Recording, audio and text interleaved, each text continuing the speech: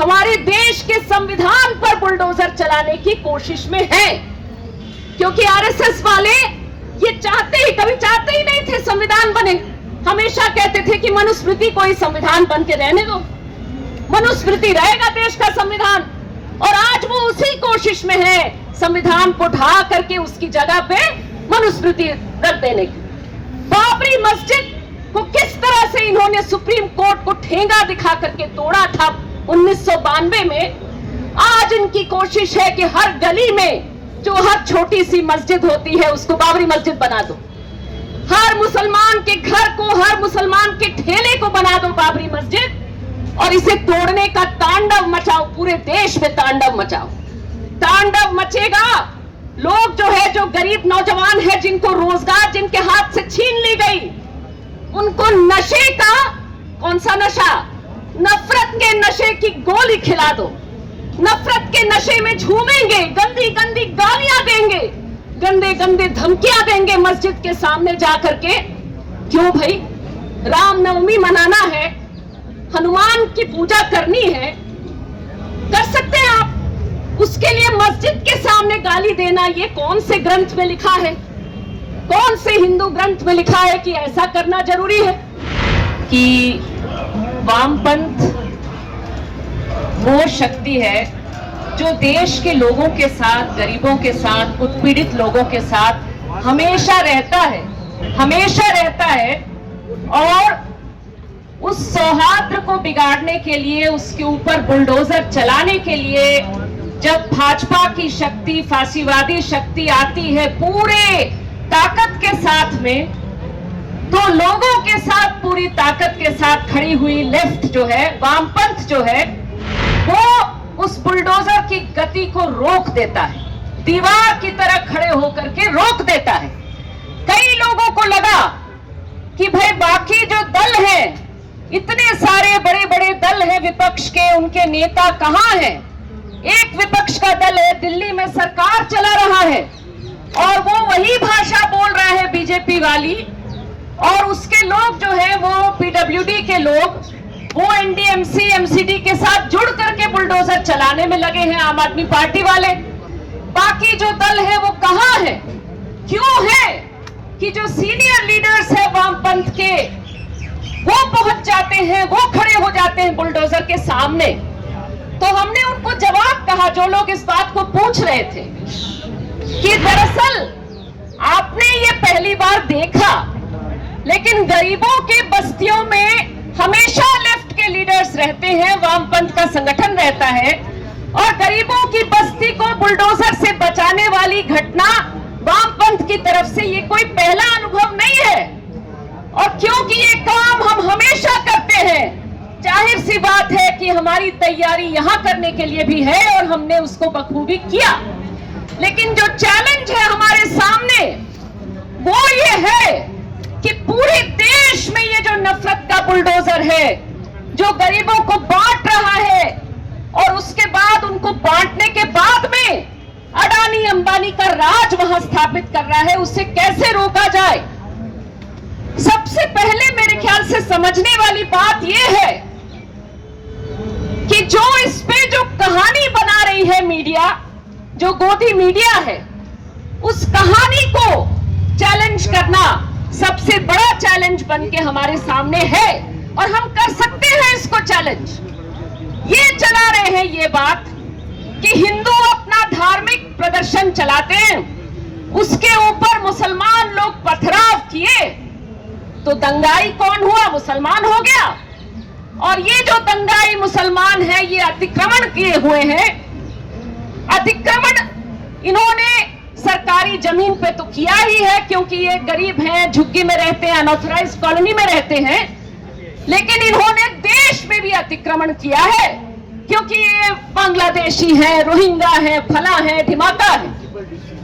ये सारी चीजें जो ये बोलते हैं, उसके बाद वो कहते हैं कि फिर इसकी वजह से हमने बुलडोजर चलाया।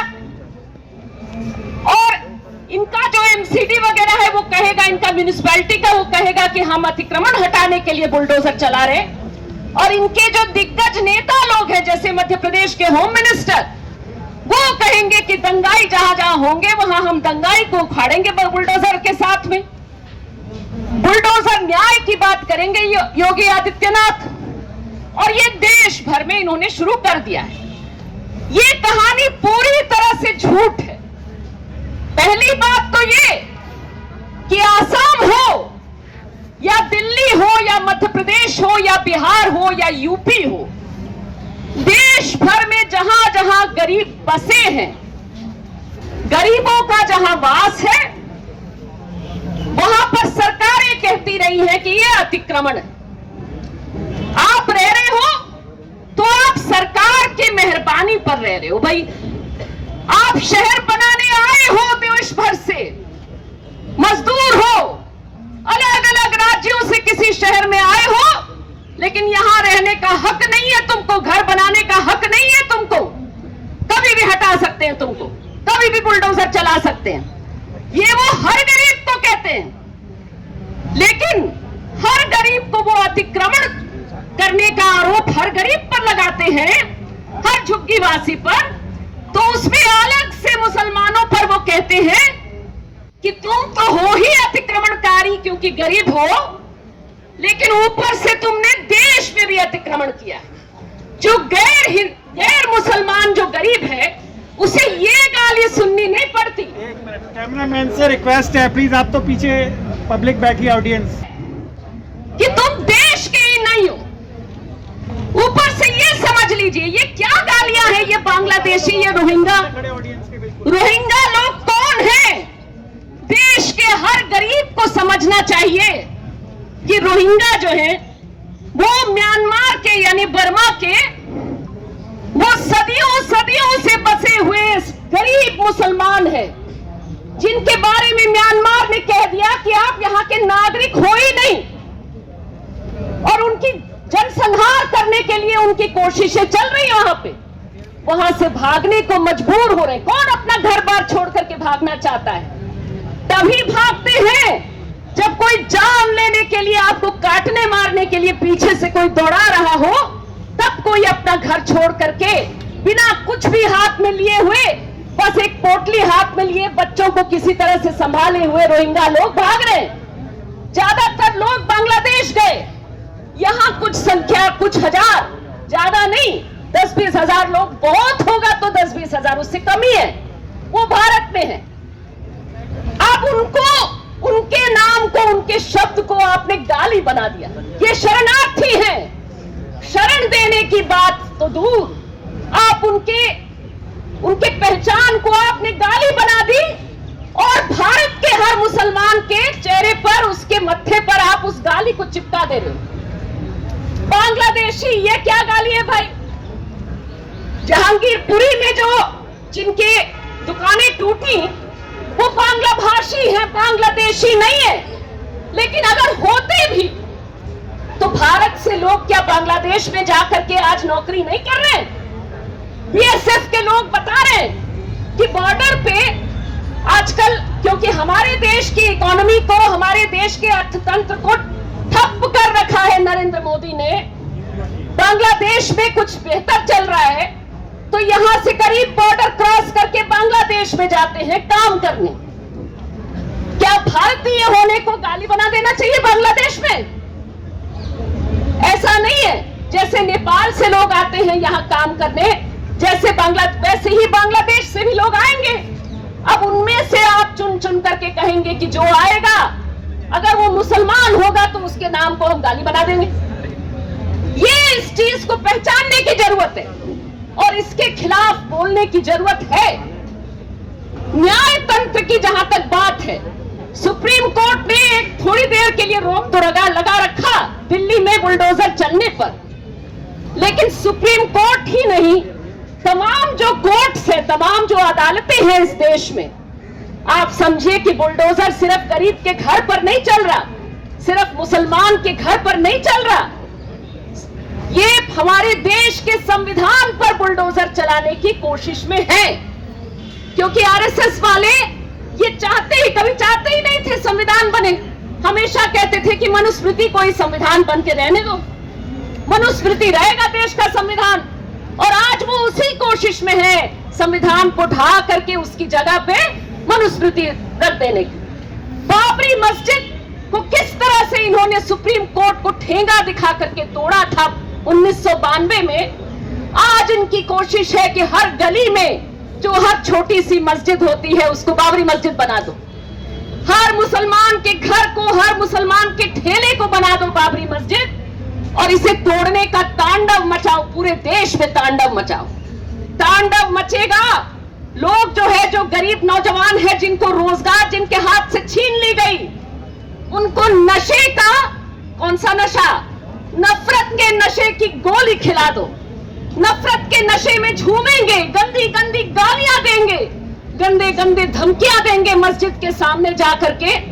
क्यों भाई, रामनवमी मनाना है, हनुमान की पूजा करनी है, कर सकते हैं आप। उसके लिए मस्जिद के सामने गाली देना, ये कौन से ग्रंथ में लिखा है, कौन से हिंदू ग्रंथ में लिखा है कि ऐसा करना जरूरी है?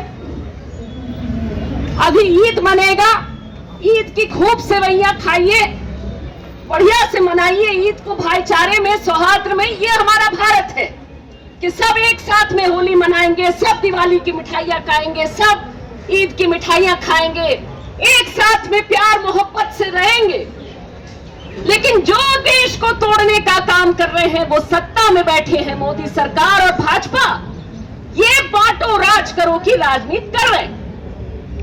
और इसके खिलाफ जब हम बोलते हैं तो बोलने वालों को ये उठा करके जेलों में भर दे रहे हैं। अभी अभी दिल्ली हाईकोर्ट का कमेंट मैंने देखा, हमारे दोस्त, हमारे मित्र उमर खालिद जेल में हैं, ढेर सारे और लोग जेल में पड़े हुए हैं। खालिद सैफी तीन ये तीसरा ईद होगा, वो घर नहीं आए हैं, उनके छोटे बच्चे, उनकी पत्नी जो है राह देख रहे हैं। उनके बारे में दिल्ली हाईकोर्ट कह रही है कि भाई आपने प्रधानमंत्री के भाषण को जुमला कैसे कह दिया, क्या भाषण पर लक्ष्मण रेखा नहीं होनी चाहिए?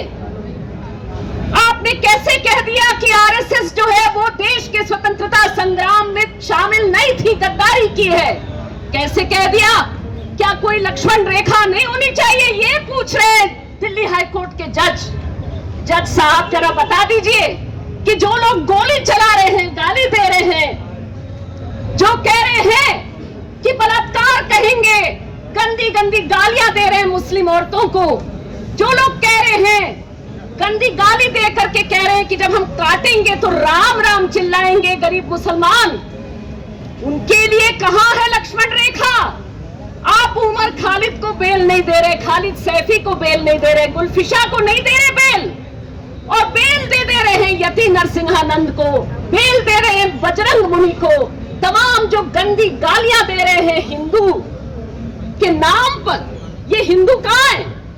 ये तो ऐसी गालियां दे करके धब्बा कर रहे हैं। कोई सच्चा हिंदू दिल से होगा तो उसे दर्द होगा इस पर। तो मेरे हमारे बीच में और भी साथी आए हैं, इसलिए मैं अपनी बात और लंबा बहुत नहीं खींचना चाहती। मैं सिर्फ इतना कहूंगी कि मेरा मानना है कि इस पूरे अभियान के खिलाफ, जो हमारे संविधान पर बुलडोजर चलाने का अभियान है, उसके खिलाफ वामपंथ एक जबरदस्त जन अभियान खड़ा कर सकता है, देश के जन आंदोलन खड़ा कर सकते हैं इस अभियान को।